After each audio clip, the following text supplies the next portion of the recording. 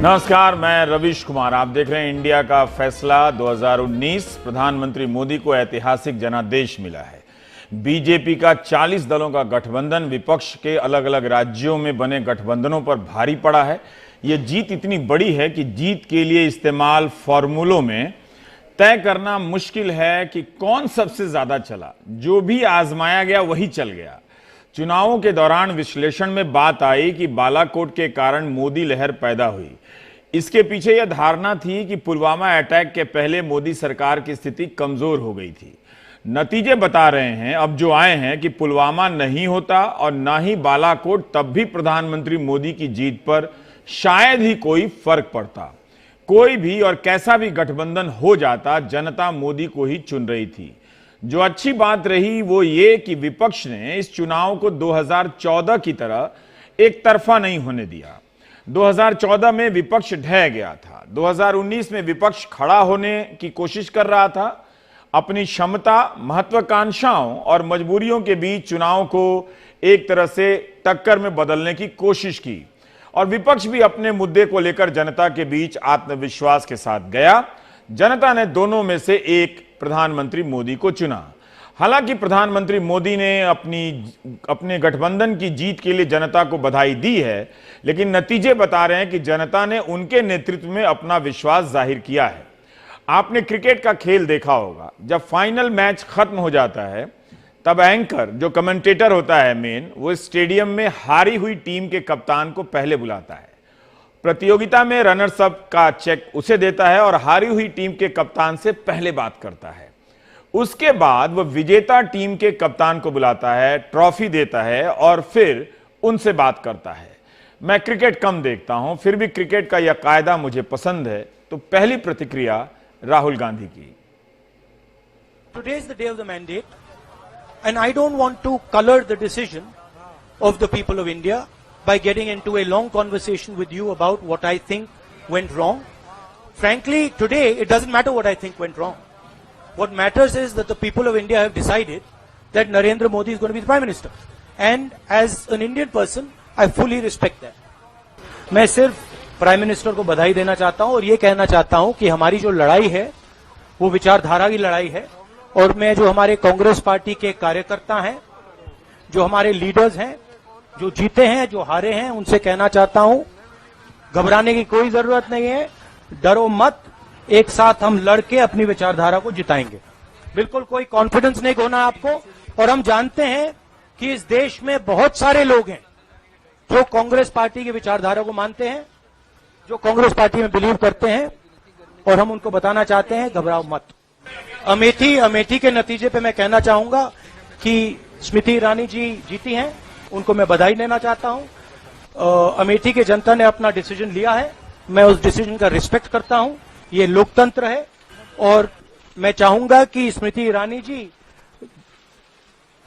प्यार से अमेठी की देखभाल करें। जो भरोसा अमेठी की जनता ने उनमें रखा है उसको वो पूरा करें।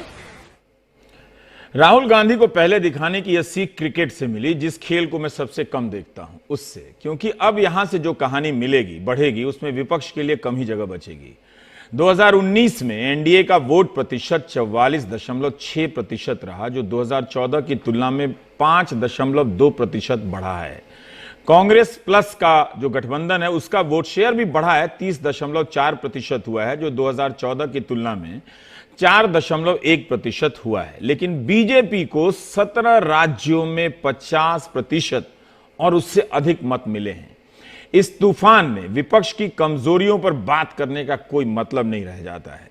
2014 के चुनाव से भी ज्यादा बीजेपी को सीटें मिली हैं। 2014 में बीजेपी को 282 सीटें मिली थीं। इस बार 301 सीटों पर बीजेपी की बढ़त है। जिस वक्त प्राइम टाइम पढ़ रहा हूं, मतों की गिनती हो भी रही है और सर्टिफिकेट में देरी हो रही है, तो ये मान के चलते हैं कि ये ट्रेंड है और ये नतीजा भी है, दोनों मानते हैं। बीजेपी गठबंधन को 350 सीटें मिली हैं, जो 2014 से ज्यादा है। जीत के बाद विजेता टीम के कप्तान अपनी पार्टी मुख्यालय में आए और अपने उत्साही कार्यकर्ताओं को उन्होंने संबोधित किया। प्रधानमंत्री मोदी की टिप्पणी सुनिए। जब महाभारत का युद्ध समाप्त हुआ तब श्री कृष्ण से पूछा गया कि आप किसके पक्ष में थे। मैं समझता हूं उस समय महाभारत के काल में भगवान श्री कृष्ण ने जो जवाब दिया था वो आज 21वीं सदी में 2019 के इस चुनाव में हिंदुस्तान के 130 करोड़ नागरिकों ने, जनता जनार्दन ने श्री कृष्ण के रूप में जवाब दिया है। आज श्री कृष्ण ने जवाब दिया था कि मैं किसी के पक्ष में नहीं था, मैं तो सिर्फ हस्तिनापुर के लिए, हस्तिनापुर के पक्ष में खड़ा था। आज 130 करोड़ नागरिक श्री कृष्ण के रूप में भारत के लिए खड़े थे। अटल बिहारी वाजपेयी की सरकार 2004 में दोबारा नहीं आ सकी थी। नरेंद्र मोदी ने दोबारा सरकार में वापसी की है। उन्होंने अपने संबोधन में कहा भी कि 2 से दोबारा आए हैं। प्रधानमंत्री मोदी ने इस जीत को जनता के चरणों में समर्पित कर दी है। प्रधानमंत्री मोदी इस बार एक ही सीट से लोकसभा चुनाव मैदान में थे। बनारस में उनके विरोधियों को भी ठीक ठाक वोट मिला, लेकिन इस बार प्रधानमंत्री मोदी को 2014 से भी ज्यादा वोट मिला है। बनारस में नोटा की बात कही जा रही थी, उसका असर कुछ खास हुआ नहीं। नरेंद्र मोदी को 4,79,505 वोट से नरेंद्र मोदी जीत गए हैं। 2014 में उनकी जीत थी 3,71,784 वोट से। बनारस में प्रधानमंत्री ने अपनी बढ़त बनाई है, जबकि कई लोग कह रहे थे कि कम होने वाली है। राहुल गांधी अमेठी से चुनाव हार गए, ये इस चुनाव की बड़ी खबरों में से एक है। स्मृति ईरानी 45,327 वोटों से चुनाव जीत गई हैं। 2014 में राहुल गांधी 1 लाख से कुछ अधिक वोटों से जीते थे, मगर इस बार उनका वोट और कम हो गया। स्मृति ईरानी 2014 में हारने के बाद भी अमेठी में लगी रहीं और कोशिश करती रहीं। स्मृति ने बड़ी कामयाबी हासिल की है। राजनीति में लड़ने वालों को जनता लगता है निराश नहीं करती है। स्मृति ईरानी और बीजेपी ने अमेठी में जाकर जिस तरह से काम किया और एक मुश्किल लक्ष्य को अपने लिए चुना, शायद जनता ने उसका इनाम दिया। मगर राहुल गांधी केरल के वायनाड से चुनाव जीते हैं, वहां करीब 8 लाख मतों की बढ़त हासिल है उन्हें। अमेठी की हार जिस तरह देश में सबसे बड़ी हार है, उसी तरह वायनाड देश की बड़ी जीत में से एक है, शायद सबसे बड़ी जीत होगी। मैंने सारी लोकसभा सीटों में से का अंतर नहीं देखा। इसका मतलब है कि अमेठी का इशारा राहुल पहले समझ गए थे। 2019 का चुनाव रणनीतियों का रहा। बीजेपी की इस जीत में बड़ी जीत बंगाल की रही। कैसे लड़ी गई, किन मुद्दों से लड़ी गई, वो सब आप जानते हैं, बात करने का कोई फायदा नहीं। बंगाल को भी पता है कि क्या हो रहा है, क्या होने वाला है, उस पर फिर कभी। लेकिन बंगाल में बीजेपी को जीत तीसरी बार में मिली है, तीसरी कोशिश में। 2014 में पूरी कोशिश की, मोदी लहर में कामयाबी नहीं मिली। फिर बंगाल विधानसभा चुनाव में बीजेपी ने एक बार और कोशिश की, सिर्फ 3 सीटें मिली विधानसभा में। लेकिन 2019 के चुनाव में बीजेपी ने बंगाल जीत लिया।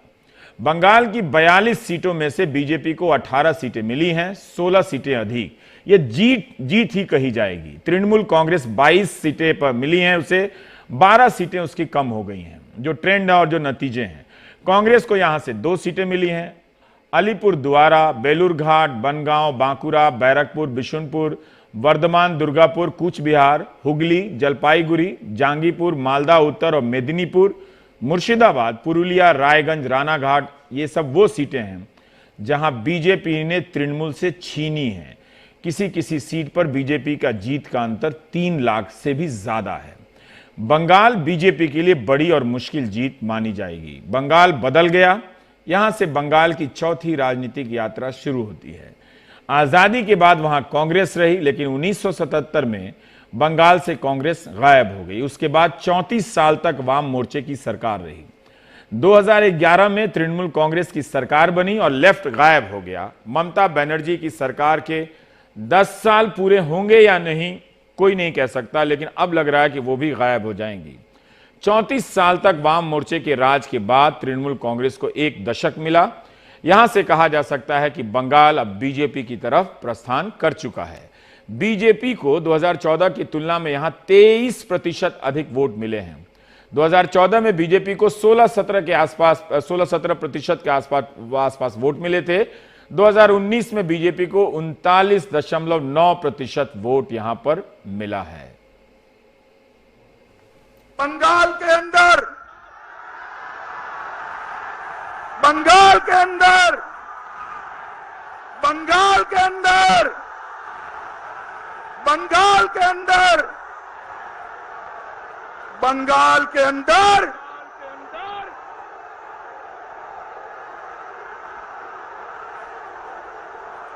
बोलो भारत माता की।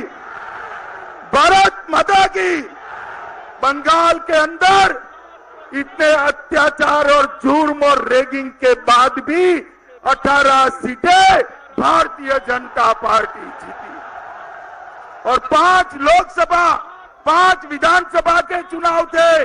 5 विधानसभा में से 4 विधानसभा भारतीय जनता पार्टी की झोली में आई। ये बताता है कि बंगाल के अंदर आने वाले दिनों में भारतीय जनता पार्टी पूरे बंगाल के अंदर अपना वर्चस्व स्थापित करने वाली है। मित्रों,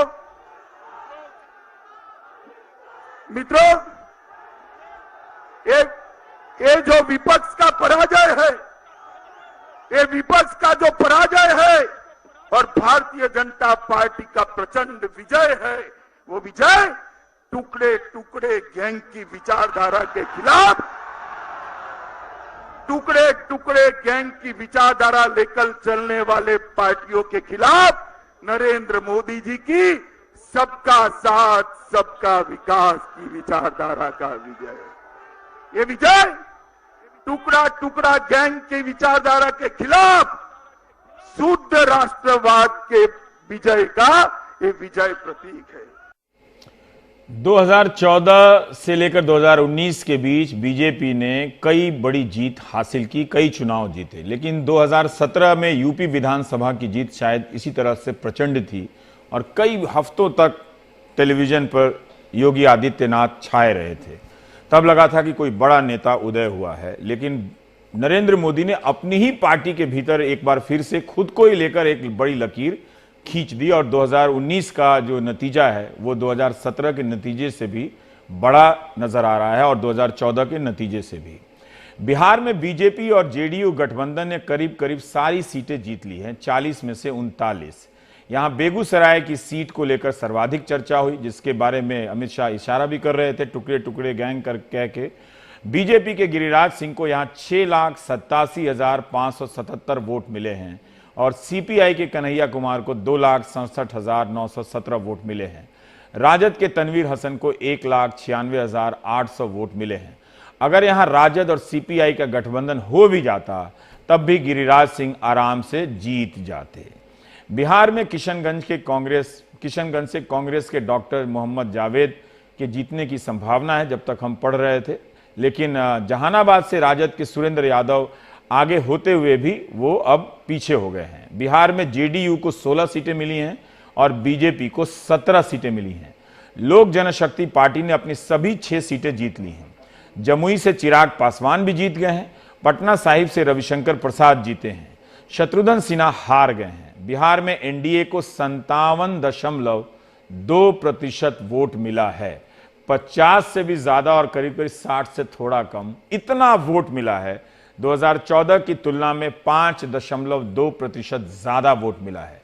बिहार में एनडीए ने विरोधियों को ध्वस्त कर दिया है। शायद नीतीश कुमार ना भी होते तो भी बीजेपी को इतना वोट आ जाता। गठबंधन 31.7% ही वोट पा सका राजद का, वो ध्वस्त हो गया, जो उसका वोट प्रतिशत भी घट गया है।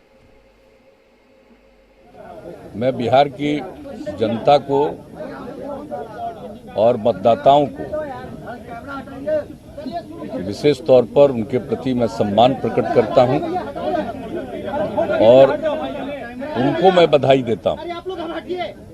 लोकतंत्र में जनता मालिक है उन्होंने अपनी इच्छा के अनुरूप मतदान करके एक निर्णय स्पष्ट तौर पर रखा है और ये हम लोगों के लिए और भी बड़ी जिम्मेवारी है। जिस तरह से लोगों का समर्थन मिला है और देश में जो बड़े पैमाने पर सफलता मिली है, इसके लिए मैं सबसे पहले माननीय प्रधानमंत्री आदरणीय नरेंद्र भाई मोदी जी को विशेष तौर पर बधाई देता हूं और देश की जनता को भी इसके लिए मैं धन्यवाद देता हूं। और बिहार में जो लोगों ने अपनी भावना मतदान के माध्यम से प्रकट की है, उसने यह तो स्पष्ट कर दिया है कि लोगों की भावना क्या है। आज का दिन वाकई ऐतिहासिक है। चाहता तो मैं इस कार्यक्रम को चर्चा में बदल देता, दो चार रिटायर्ड किस्म के लोग आते, अपना टाइम काट के चले जाते, लेकिन वाकई आज के दिन हर जगह से आ रही खबरों को सहेज कर देखने का दिन है। राजस्थान और गुजरात में कांग्रेस ने अपना वोट प्रतिशत 3% बढ़ाया है, उससे अधिक, लेकिन दोनों जगहों पर उसे एक भी सीट नहीं मिली है। इसका कारण यह है कि बीजेपी को राजस्थान में और गुजरात में 60% से अधिक वोट मिले हैं। गुजरात में बीजेपी को 61.9% वोट मिला है जब तक हम डेटा देखकर आए थे। राजस्थान में भी 61.5% वोट मिला है। अशोक गहलोत के बेटे जोधपुर से हार गए। कितने लोग हार गए उनकी बात करने से अब कोई फायदा नहीं है। जो जीत गए हैं उन कारणों को हम कभी जान नहीं पाएंगे, लेकिन वो भी शायद हैरान होंगे। मध्य प्रदेश में छिंदवाड़ा को छोड़कर हर जगह कांग्रेस हार गई है। 28 सीटों पर बीजेपी ने जीत हासिल की है। गुना से 9 बार जीतने वाले माधव राव सिंधिया चुनाव हार गए हैं। केपी यादव ने उनको हराया है। हाँ, ज्योतिरादित्य सिंधिया, माफ कीजिएगा, उनके पिता का, दिवंगत पिता का नाम निकल गया, ये गलती हो गई मुझसे। केपी यादव जीते हैं बीजेपी के टिकट से और एक तस्वीर आ रही है कि जिसमें ज्योतिरादित्य सिंधिया कार में बैठे हैं और केपी यादव एक साधारण कार्यकर्ता के रूप में सेल्फी ले रहे हैं। तो एक नियति है कि कैसे हिसाब करती है पता नहीं होता है। राजनीति में बहुत सारे फैसले जो होते हैं जनता के, वो अलग अलग तरीके के होते हैं, जिनमें अपनी अपनी एक बड़ी कहानी होती है। गुजरात के गांधीनगर से अमित शाह को 8 लाख से ज्यादा वोट मिले हैं और वो 5.5 लाख वोटों से चुनाव जीत रहे हैं। मतलब जीत ही गए होंगे, जब तक हम डेटा देख रहे थे। कभी आंकड़े अभी आखिरी वक्त में भी बदल रहे हैं। कांग्रेस का वोट शेयर यहां 3.1% बढ़ा है, मगर एक सीट नहीं मिली है। अब आते हैं यूपी पर। यूपी पर बाद में इसलिए आया क्योंकि यूपी पर चर्चा तो हो ही जाती है और दिन भर हो ही रही है। यूपी में बीजेपी प्लस को 51.6% वोट मिले हैं। 2014 से 8.2% वोट ज्यादा। एनडीए 60 सीटों पर आगे चल रही है, यानी से जीत मान लीजिए। बसपा सपा को 19-20 सीटों से अधिक मिलने की संभावना समाप्त हो चुकी है। कांग्रेस से गठबंधन हो भी जाता तब भी बीजेपी से इन तीनों की हार तय थी, तो उसमें अब समय बर्बाद करने से कोई फायदा नहीं कि कांग्रेस का गठबंधन हो जाता। जनता किसी और तरफ देखना ही नहीं चाहती थी, वो एक ही तरफ देख रही थी। उत्तर प्रदेश की तरफ महाराष्ट्र में भी बीजेपी को 52% से अधिक वोट मिला है। वहां 41 सीट पर बीजेपी लीड कर रही है और जीत भी चुकी है इनमें से कईयों पर। 2014 से बीजेपी 4.3% अधिक वोट हासिल कर चुकी है। कांग्रेस और एनसीपी मात्र 6 सीटों पर लीड कर रही है। यहां इनका 1% 2014 की तुलना में कम हो गया। महाराष्ट्र में प्रकाश अंबेडकर और ओवैसी की पार्टी के गठबंधन के कारण क्या वहां की राजनीति में बदलाव आया? एक बात ध्यान रखिएगा, यहां बीजेपी को 52% वोट मिले हैं। सब मिल भी जाते तो भी कोई फर्क बीजेपी की जीत में कुछ नहीं पड़ता। महाराष्ट्र में जो परिणाम आए हैं उनमें बहुजन वंचित आघाड़ी का एक बहुत बड़ा योगदान कहा जा सकता है, क्योंकि 4 ऐसी सीटें थीं जहां पर सीधे तौर पर उसने यूपीए को नुकसान पहुंचाया है। जैसे कि नांदेड़ की सीट, जहां पर अशोक चौहान जो कि पूर्व मुख्यमंत्री थे वो हार गए। उनकी हार में एक जो बड़ा योगदान है वो दरअसल बहुजन वंचित आघाड़ी का है। बहुजन वंचित आघाड़ी ने भले ही कोई एक सीट ना जीती हो, और एक सीट पर वो एक तरीके से आप कह सकते हैं औरंगाबाद वाली सीट पर वो बहुत आगे हैं अभी भी, लेकिन एक बात कही जा सकती है कि बहुजन वंचित आघाड़ी ने कम से कम 4 से 5 ऐसी सीटें थी जिनको हरवाने में काम किया है। उन्होंने कांग्रेस को हरवाने में काम किया है या एनसीपी को हरवाने में काम किया है। नांदेड़ की जो सीट तकरीबन 1,27,000 के जो वोट हैं वो बहुजन वंचित आघाड़ी ने लिए, और इनका जो अलायंस था MIM का और प्रकाश अंबेडकर का अलायंस, ये दरअसल महाराष्ट्र में बहुत पहले से शेप लेना शुरू कर चुका था। भीमा कोरेगांव की जो घटना थी उसके बाद से प्रकाश अंबेडकर एक नए नेता के तौर पर उभरने लगे थे दलितों के, और उनको एक तरीके से आप कह सकते हैं कि उन्होंने बीजेपी के लिए या एनडीए के लिए काम किया। हालांकि वो रिकॉर्ड पर कभी नहीं मानते हैं, लेकिन आप देखिए जिस तरीके के पूरे घटनाक्रम है उनसे ये साफ लगेगा आपको कि बहुजन वंचित आघाड़ी और एनडीए की कहीं ना कहीं कोई एक अंडरस्टैंडिंग थी। अशोक चव्हाण को अगर रोकना था एक तरीके से नांदेड़ में, तो उनके लिए बहुजन वंचित आघाड़ी आई, और ऐसी 4 सीटें हैं जहां पर बहुजन वंचित आघाड़ी की वजह से कांग्रेस या एनसीपी को सीधे तौर पर नुकसान हुआ या वो सीटें हार गई हैं। अभिषेक का यह विश्लेषण कितना डरावना है। जिस भीमा कोरेगांव की घटना के बाद सुधा भारद्वाज जैसी वकील को जेल का रास्ता देखना पड़ा, उस घटना से निकले प्रकाश अंबेडकर जो उन्होंने अपना प्रभाव बढ़ाया, उनकी मदद से बीजेपी जीती है। क्या दिलचस्प है, राजनीति कब कहां रास्ता बनाती है हम और आप देख के भी दिखाई नहीं देता, क्योंकि नेता अपने तरीके से राजनीति उससे चालें चल रहा होता है। बीजेपी और कांग्रेस के वोट प्रतिशत में जो अंतर है उसे देखकर नहीं लगता कि निकट भविष्य में कांग्रेस उसे पाट सकेगी, वो कुछ भी बदलाव कर पाएगी। इस अंतर को पाट पाना मुश्किल है। कांग्रेस कुछ भी कर ले उसके लिए असंभव जैसा है। प्रधानमंत्री नरेंद्र मोदी की इस प्रचंड जीत के बाद विपक्ष का खड़ा हो पाना भी मुश्किल हो जाएगा। 16वीं लोकसभा के बाद 17वीं लोकसभा में भी नेता विपक्ष नहीं होगा। बगैर विपक्ष के लोकतंत्र की चमक कमजोर पड़ जाती है। 10 साल तक बगैर विपक्ष का लोकतंत्र एक नई चुनौती लेकर आ रहा है। कहीं ऐसा ना हो जाए कि प्रधानमंत्री मोदी ही अपने कुछ सांसदों को विपक्ष में भेज दें कि आप उस तरफ से जाकर हमारे खिलाफ सवाल उठाएं, क्योंकि अब आपके भीतर अगर विपक्ष नहीं बचा है तो फिर आपको इस लोकतंत्र को बगैर विपक्ष के परिभाषित करने की आदत डाल लेनी चाहिए। आपका भारत बदल गया है। भारत की राजनीति लंबे समय के लिए बदली है। जिस तरह कभी राज्यों में राजनीति लंबे समय के लिए बदलती थी, 30-30 साल, 40-40 साल के लिए, यह आहट है उसी तरह के बदलाव की। ओडिशा में नवीन पटनायक 5वीं बार मुख्यमंत्री बने हैं। सन 2000 से वे मुख्यमंत्री के पद पर हैं, 19 साल से। इसके बाद भी बीजेडी को 109 से अधिक 109 के आसपास सीटें मिली हैं। ओडिशा विधानसभा में 147 सीटें हैं। बीजेपी को यह 24 सीटें मिल रही हैं यहां पर, और कांग्रेस को 14। आंध्र प्रदेश में भी तूफान आया है, वहां भी विधानसभा चुनाव हुए हैं। यहां की सभी 25 लोकसभा सीटों पर जगन रेड्डी की पार्टी जीत रही है। राष्ट्रीय दलों का खाता तक नहीं खुला है, ना बीजेपी का ना कांग्रेस का। विधानसभा में भी जगन रेड्डी धुआंधार तरीके से जीत रहे हैं। टीडीपी की करारी हार हुई है। अरुणाचल प्रदेश में भी बीजेपी की सरकार बन रही है, 28 सीटें मिली है। सिक्किम में एसडीएफ की सरकार बनी है। अमित शाह ने कहा कि 16 राज्यों और केंद्र शासित प्रदेशों में, ये अमित शाह का नहीं, माफ कीजिएगा, कि 16 राज्यों और केंद्र शासित प्रदेशों में कांग्रेस का खाता भी नहीं खुला है। इस नतीजे ने भारत को बदल दिया है। इस नए भारत का स्वागत कीजिए। यही वो भारत था जिसकी तलाश में आप भटक रहे थे, बेचैन थे, जिसे आप बाहर लाने के लिए उतावले थे। आज आपको ये भारत मिल गया है। आपको ये नया भारत मुबारक। इस आंधी में विपक्ष के उखड़े दरख्तों की गिनती से कोई फायदा नहीं। यह असाधारण जीत है। यहां से चुनाव को समझने का व्याकरण बदल जाता है। यहां से भारत को समझने का पुराना चश्मा छूट जाता है। शायद इस भारत को अपना गांधी से समझा जा सकेगा, ना अंबेडकर से। जीत के जश्न में उठे इन हाथों को समझने के लिए कोई नई किताब लानी होगी। आज के समय को समझना होगा। आम लोगों ने एक सरकार को आत्मसात कर लिया है। मिनिमम गवर्नेंस से शुरू हुई यात्रा लोगों के बीच मैक्सिमम पहुंच बना चुकी है। यहीं पर प्रधानमंत्री ने कहा कि एक भी विरोधी दल सेक्युलरिज्म का नकाब ओढ़कर चुनाव में उतरने की हिम्मत नहीं कर पाया। एक समय भारत की राजनीति में कांग्रेस सिस्टम हुआ करता था। इस सिस्टम का असर ऐसा था कि दूसरे दलों में भी फैल गया। अब वो सिस्टम पूरी तरह से समाप्त हो चुका है। यह जो देख रहे हैं वो नया सिस्टम है, जिसे आप मोदी सिस्टम कह सकते हैं। कांग्रेस सिस्टम की अवधारणा राजनीति शास्त्र के विद्वान रजनी कोठारी जी ने दी थी। वो दुनिया में नहीं है।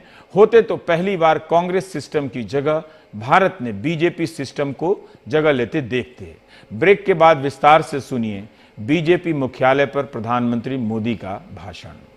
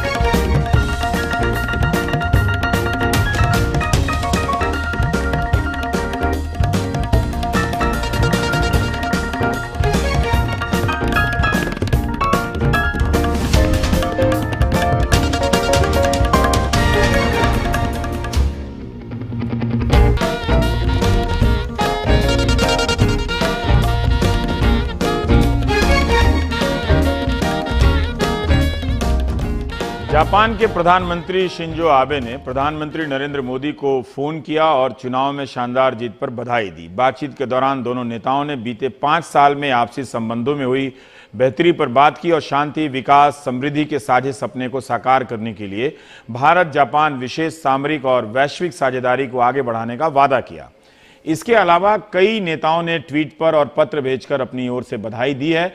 चीन के राष्ट्रपति शी जिनपिंग ने पत्र भेजकर कहा कि आपके नेतृत्व में 17वीं लोकसभा के चुनाव में एनडीए गठबंधन की जीत पर मैं आपको दिल से शुभकामनाएं देता हूं। मैं चीन और भारत के रिश्तों की बेहतरी को बहुत तवज्जो देता हूं और द्विपक्षीय संबंधों को आगे बढ़ाने के लिए आपके साथ मिलकर काम करना चाहता हूं। मैं आपसी राजनीतिक विश्वास को मजबूत बनाने, आपसी सहयोग को बढ़ाने और दोनों देशों के बीच विकास के लिए करीबी साझेदारी को नई ऊंचाई पर पहुंचाने के लिए साथ काम करने का इच्छुक हूं।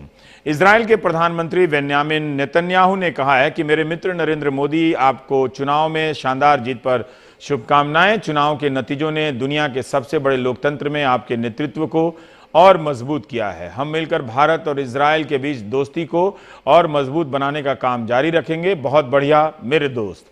रूस के राष्ट्रपति व्लादिमीर पुतिन ने लिखा है कि मुझे यकीन है कि भारत के प्रधानमंत्री के तौर पर हमारे दोनों देशों के लोगों की सदियों पुरानी दोस्ती को आप और मजबूत करेंगे। आप खास तौर पर रूस और भारत के बीच अहम सामरिक साझेदारी को और आगे बढ़ाएंगे। जापान के प्रधानमंत्री शिंजो आबे ने प्रधानमंत्री को फोन करके बधाई दी है।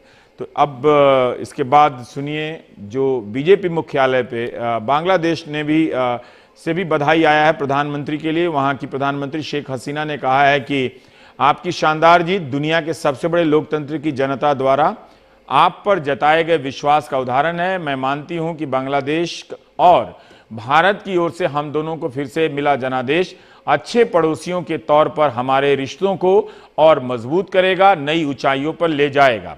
श्रीलंका के प्रधानमंत्री रानिल विक्रमसिंघे ने लिखा है कि नरेंद्र मोदी को शानदार जीत के लिए शुभकामनाएं। आगे हम आपके साथ और करीब से काम करेंगे। इन शुभकामनाओं से अभिभूत नरेंद्र मोदी जब शानदार जीत के बाद पहली बार जनता के सामने आए, अपनी पार्टी के मुख्यालय में पहुंचे, तो जो भाषण दिया वो भी महत्वपूर्ण है। उसे सुनिए, लंबे समय के लिए याद रखिए और जो वो कहना चाहते हैं, जो वो समझाना चाहते हैं, अब समझ लीजिए।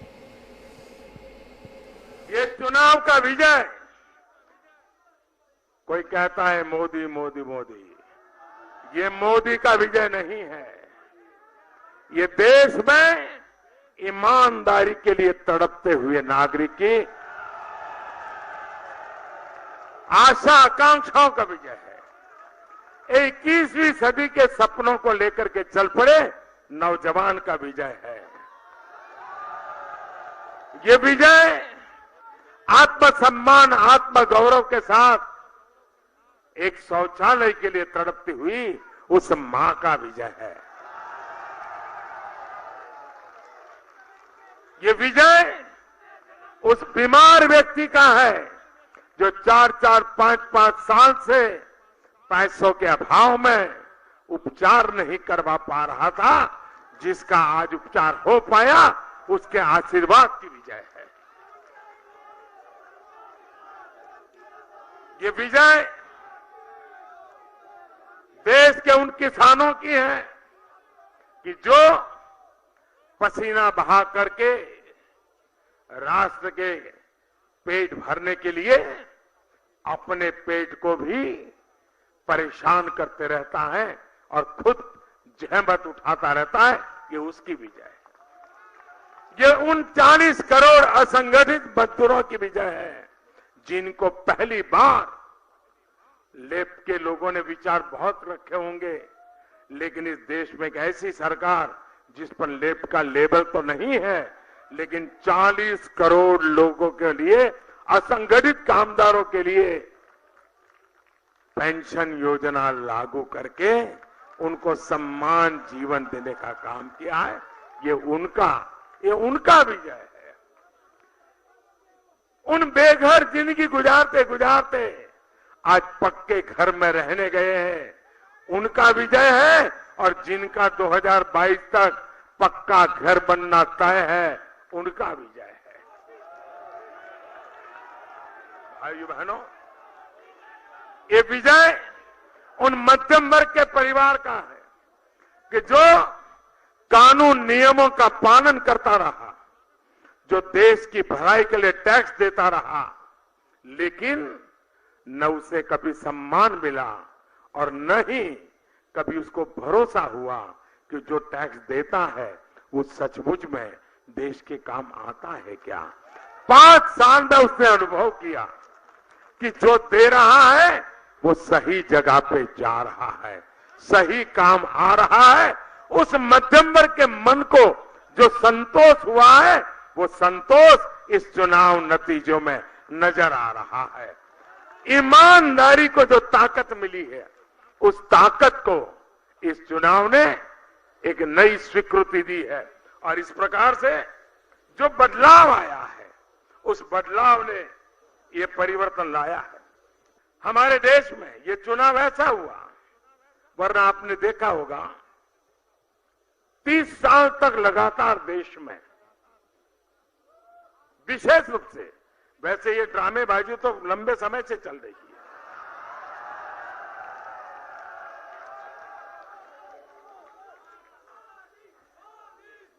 एक ऐसा प्रिंटआउट, एक ऐसा टैग फैशन हो गई थी। कुछ भी करो उसको लगा लो, आपके गंगा स्नान करने जितना पुण्य मिल जाता था। उस टैग का नाम था, और पूरी तरह नकली, उस टैग का नाम था सेक्युलरिज्म।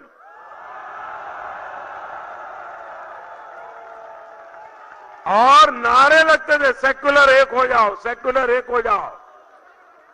आपने देखा होगा 2014 से 19 आते आते उस पूरी जमात ने बोलना ही बंद कर दिया। इस चुनाव में एक भी राजनीतिक दल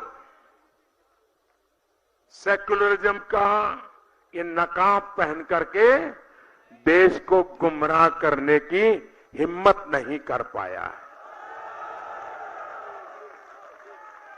ये बेनकाब हो गए। ये पहला चुनाव था जिसमें इस देश का कोई राजनीतिक दल 5 साल के शासन पर भ्रष्टाचार का एक आरोप नहीं लगा पाया, चुनाव का एक मुद्दा नहीं। भारत के लोकतंत्र में ये 3 चीजें कांस्टेंट रही है, इस चुनाव में मिसिंग थी। और इसलिए पॉलिटिकल पंडितों को समझ नहीं आ रहा था किस तराजू से चीजों को तोला जाए। 2 जाति ही रहने वाली है और देश इन 2 जाति पर ही केंद्रित होने वाला है। ये जाति के नाम पर खेल खेलने वाले लोगों को ये बहुत बड़ा प्रहार इस चुनाव में हुआ है। और 2 जाति है, कौन सी? अब 21वीं सदी में भारत में एक जाति है गरीब, भारत की एक जाति है गरीब, और दूसरी जाति है देश को गरीबी से मुक्त कराने के लिए कुछ न कुछ अपना योगदान देने वालों की। ये 2019 से 2024 ये 5 साल का कार्यकाल और इतना प्रचंड जनमत, प्रचंड मैंडेट, बहुत बड़ी घटना है जी। विश्व को अचंभित करने वाली घटना है।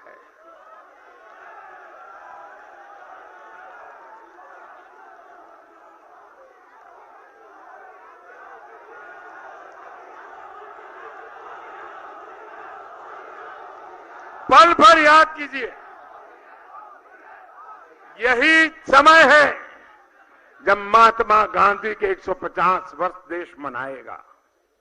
यही समय है जब 2022 में भारत की आजादी के 75 साल मनाएगा। गांधी 150 और भारत 75, ये हमारे लिए इन 5 साल को 1942 से 1947 के साथ हम प्रतिपल जोड़ करके देखें। 1942 से 1947 देश का हर व्यक्ति जो भी करता था आजादी के लिए करता था। स्कूल छोड़ देता था आजादी के लिए, जेल जाता था आजादी के लिए, खादी पहनता था आजादी के लिए, झाड़ू लगाता था आजादी के लिए, बच्चों की पढ़ाई करवाता था आजादी के लिए, स्वदेशी का पालन करता था आजादी के लिए। 42 से 47 तक एक जन आंदोलन ने देश को आजादी पाने में बहुत बड़ी मदद की थी। ये 2019 से 2024 ये कालखंड देश की आजादी के सिपाहियों का स्मरण करने का है।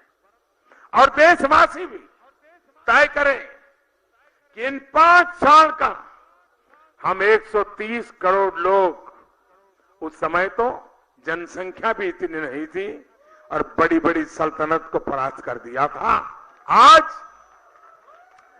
आज हम 130 करोड़ लोग हैं। अगर हम संकल्प कर लें कि देश को सभी मुसीबतों से मुक्त करना है, देश को एक समृद्ध राष्ट्र की तरफ ले जाना है, एक विकसित भारत बनाकर के साथ लेनी है, सरकार तो बहुमत से बनती है और जनता ने बना भी दी है। लेकिन लोकतंत्र के संस्कार, लोकतंत्र का स्पिरिट, भारत के संविधान का स्पिरिट हमें इस बात के लिए जिम्मेवारी देता है कि सरकार भले बहुमत से बनती हो, लेकिन देश सर्वमत से चलता है। हमें आगे देखना है, हमें सबको साथ लेकर के चलना है। हमारे घोर विरोधी होंगे, उनको भी साथ लेकर चलना है, देश हित के लिए चलना है। और इतना बड़ा प्रचंड बहुमत के बाद भी पूरी नम्रता के साथ चलना है, लोकतंत्र की मर्यादाओं के बीच चलना है। संविधान यही हमारा सुप्रीम है, उसी के छाया में, उसी के हर शब्द के भाव को पकड़ते हुए हमें चलना है। और उस काम में भारतीय जनता पार्टी का कोई कार्यकर्ता भी, हिंदुस्तान का हर कोई नागरिक भी उसी उमंग और उत्साह के साथ हमसे जुड़ेगा, ये मेरा विश्वास है। मेरे प्यारे देशवासियों, आपने इस फकीर की झोली भर दी है, बड़ी आशा अपेक्षा के साथ भरी है। मैं जानता हूं आपकी आशा आकांक्षा, आपके सपने, आपके संकल्प, बहुत कुछ इसके साथ जुड़ा हुआ है। मैं इसकी भली भांति इस गंभीरता को समझता हूं, लेकिन मैं देश को कहूंगा कि आपने 2014 में, मुझे ज्यादा जानते नहीं थे, लेकिन आपने भरोसा किया। 2019 में आपने मुझे ज्यादा जानने के बाद उसमें और ज्यादा ताकत आई। जैसे अमित भाई कह रहे थे कि बहुत वर्षों के बाद एक चुनी हुई सरकार दूसरी बार पूर्ण बहुमत से और पहले से अधिक ताकत के साथ जीत करके आए। इसका मतलब देश की जनता का कितना भरोसा है और भरोसा जैसे बढ़ता है जिम्मेवारी और ज्यादा बढ़ती है।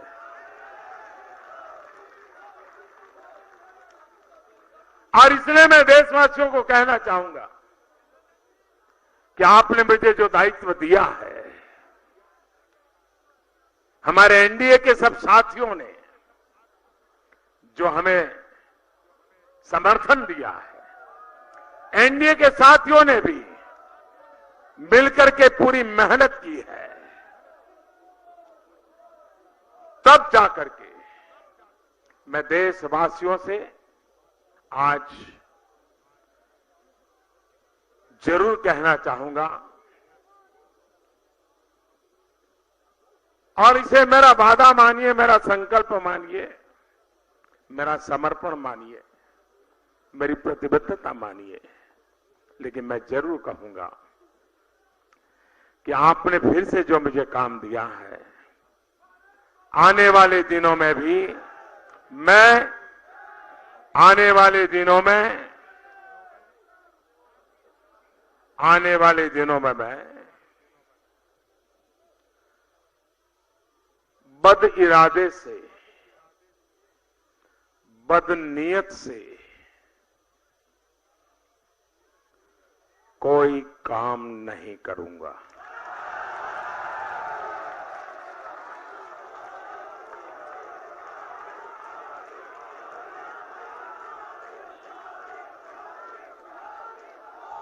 काम करते करते गलती हो सकती है, लेकिन बद इरादे से, बद नीयत से मैं कोई काम नहीं करूंगा। मैं सार्वजनिक रूप से कहना चाहूंगा। और तीसरी बात, मेरे समय का पल पल, मेरे शरीर का कण कण सिर्फ और सिर्फ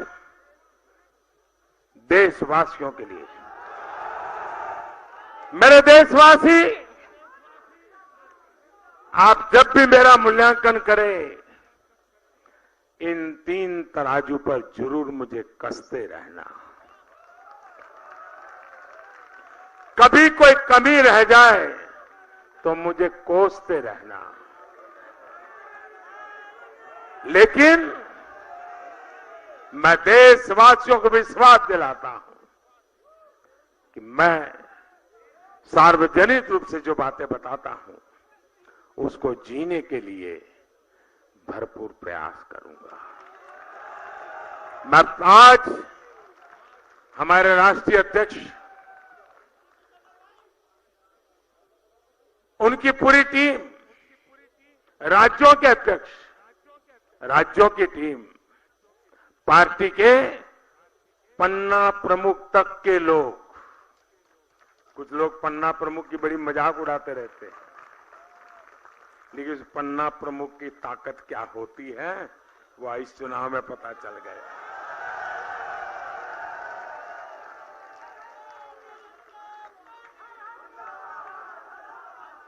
पन्ना प्रमुख से लेकर के राष्ट्रीय प्रमुख तक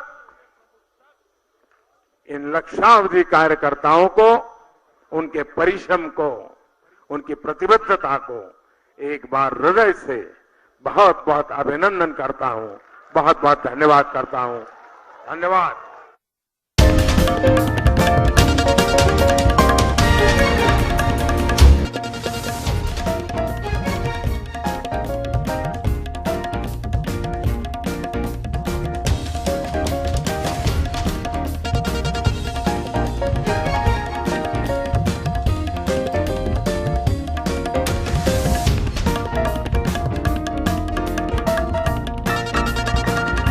Thank you.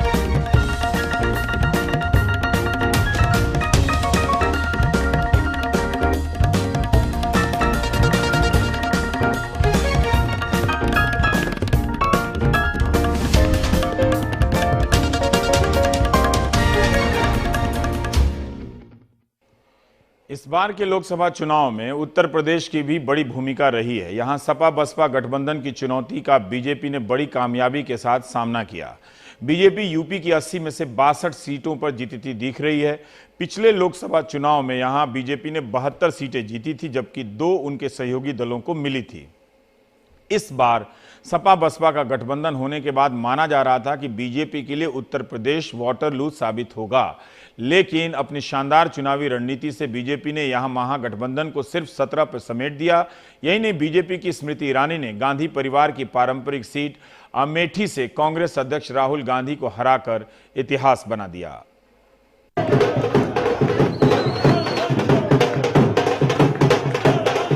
बीजेपी की एक बड़ी जीत और उत्तर प्रदेश में अखिलेश और मायावती के गठबंधन की बड़ी नाकामी, और कांग्रेस के लिए एक बड़ा झटका। उसके अध्यक्ष राहुल गांधी अपने गढ़ अमेठी में स्मृति ईरानी से हार गए। सीटें कम मिली, लेकिन राज्य में बीजेपी की कामयाबी अहम है। पार्टी ने राज्य में मायावती और अखिलेश यादव के दमदार गठबंधन का सामना किया। लखनऊ में बीजेपी के मुख्यालय में नेताओं और कार्यकर्ताओं ने कहा कि मोदी फैक्टर ने उन्हें इतनी बड़ी जीत दिलाई। साथ ही प्रधानमंत्री की लोकप्रियता और वोटरों के साथ संपर्क ने महागठबंधन जैसी चुनौतियों का सामना करने में अहम भूमिका निभाई।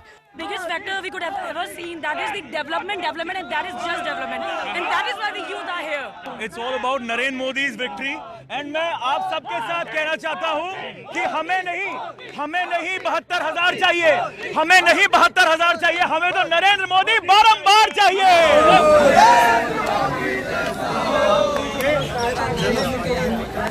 आज के टाइम पे सबसे बड़ा जो पॉइंट है वो रोजगार को लेके है। हम चाहेंगे इस बार पिछली बार से भी ज्यादा रोजगार मिले और हमारा देश प्रगति करे, जैसे कि मोदी जी ने किया है अभी तक। इन चुनाव में मायावती ने कांग्रेस के साथ गठबंधन इसलिए नहीं किया क्योंकि कांग्रेस को सीटें देनी पड़ती, जबकि वो प्रधानमंत्री पद की खुद उम्मीदवार थीं।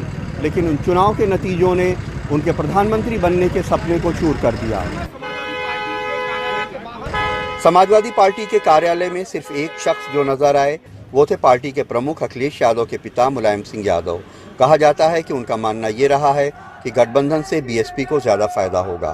मुलायम सिंह यादव का आकलन जमीन पे सच होता नजर आया। इस महागठबंधन में बीएसपी का प्रदर्शन ज्यादा अच्छा रहा, जबकि दोनों ही दलों ने बराबर सीटों पे चुनाव लड़ा था। जनता ने देश की नकारात्मक राजनीति को एक तरीके से खारिज किया है।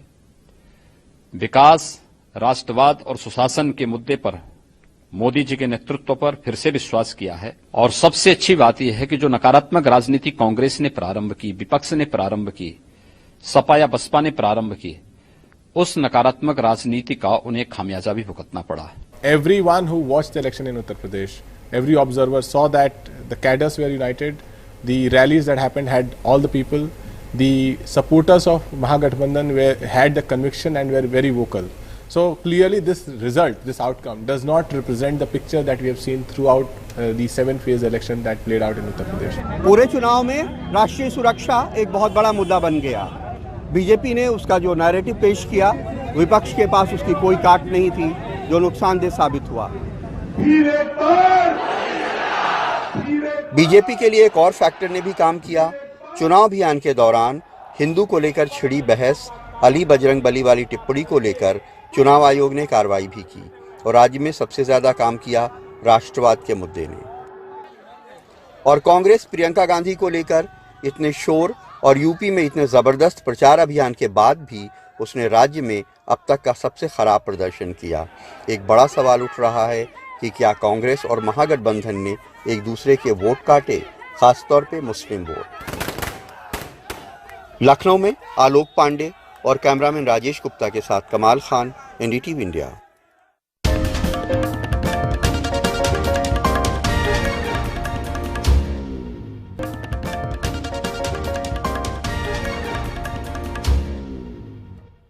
बीजेपी उन 3 राज्यों में भी शानदार प्रदर्शन किया है बीजेपी ने, जिन्हें उसने पिछले साल नवंबर दिसंबर में हुए विधानसभा चुनाव में गंवा दिया था। मध्य प्रदेश की 29 में से 28 सीटें बीजेपी ने जीती। यहां कांग्रेस सचिव ज्योतिरादित्य सिंधिया गुना से चुनाव हार गए, जबकि कांग्रेस के बड़े नेता दिग्विजय सिंह भोपाल से चुनाव हार गए। छत्तीसगढ़ की 11 में से 9 सीटों पर उसने जीत हासिल की है बीजेपी ने, और छत्तीसगढ़ में बीजेपी की ये वापसी बहुत ही शानदार है क्योंकि विधानसभा चुनाव में उसे यहां करारी हार मिली थी। राजस्थान में बीजेपी ने 25 में से सभी 25 सीटें जीत ली हैं, तो 4-5 महीने में ही इन राज्यों में फिजा बदल गई। देखते हैं हर्षा कुमारी सिंह की ये रिपोर्ट जयपुर से।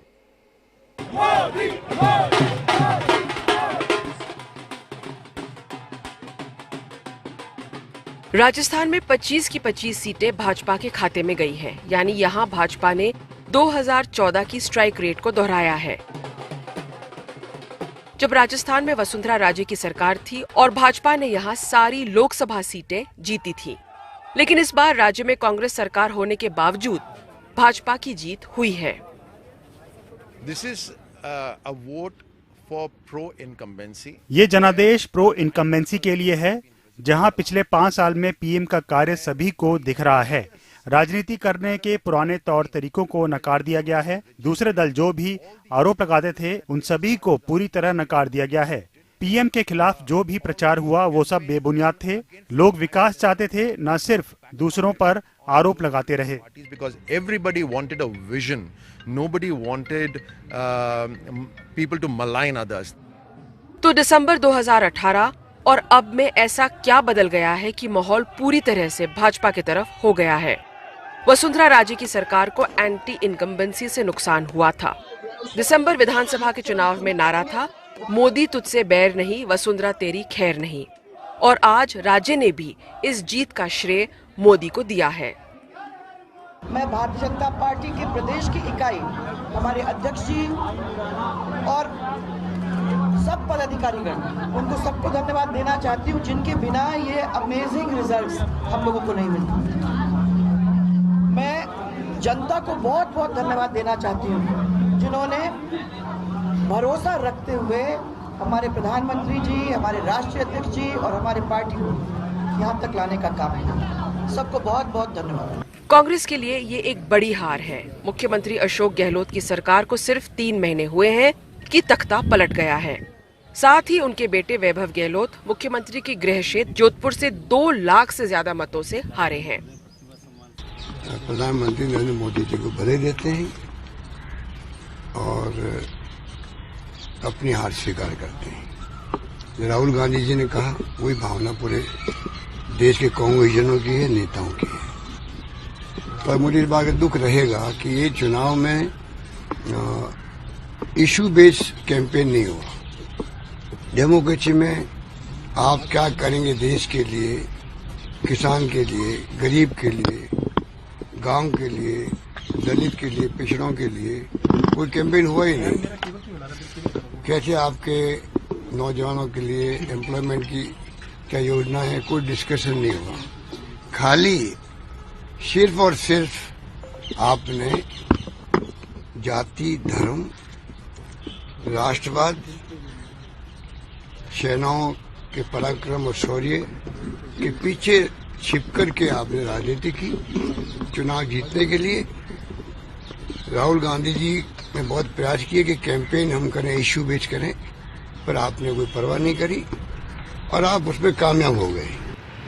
यहाँ कांग्रेस ऑफिस में सन्नाटा है।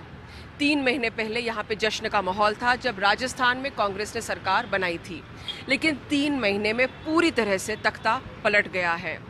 राजस्थान में कांग्रेस को सबसे बड़ी हार का सामना करना पड़ रहा है। 25 की 25 सीटें बीजेपी के खाते में गई हैं। यहाँ का जो नेतृत्व है, अशोक गहलोत और सचिन पायलट, उनको कई सवालों का जवाब तो देना होगा, लेकिन साथ ही ये जो जीत हुई है कांग्रेस के लिए, ये वसुंधरा राजे के लिए क्या भूमिका लेके आएगी, ये देखना आगे है। जयपुर से कैमरामैन नंदन सिंह रावत के साथ हर्षा कुमारी सिंह, एनडीटीवी इंडिया।